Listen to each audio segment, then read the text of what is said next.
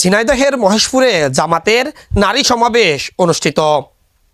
আসন্ন জাতীয় সংসদ নির্বাচন উপলক্ষে ঝিনাইদহের মহেশপুরে নারী সমাবেশ অনুষ্ঠিত হয়েছে।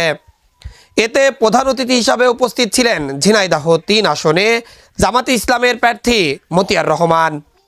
সমাবেশে বিশেষ অতিথি হিসাবে বক্তব্য রাখেন মাসুমা খাতুন ও জাকসুর এজিএস আয়েশা সিদ্দিকা মেঘলা। অনুষ্ঠানে সভাপতিত্ব করেন রেহেনা খাতুন।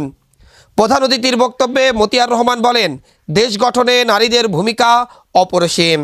ন্যায় ও ইনসাফ ভিত্তিক রাষ্ট্র প্রতিষ্ঠায় নারী সমাজকে অগ্রণী ভূমিকা রাখতে হবে। তিনি সবাইকে দাঁড়িপাল্লায় ভোট দেওয়ার আহ্বান জানান। আমার দেশের তরুণ শিক্ষিত যুব সম্প্রদায় বেকারত্বের অভিশাপ থেকে বেঁচে যাবে। চাকরি নিতে গেলে আর লক্ষ লক্ষ টাকা ঘুষ দেওয়া লাগবে না। আমি প্রফেসর মতিয়ার রহমান আমার দলীয় প্ল্যাটফর্ম থেকে বলছি, একটা টাকা ঘুষ কোনো চাকরি নিতে গেলে লাগবে না ইনশাআল্লাহ।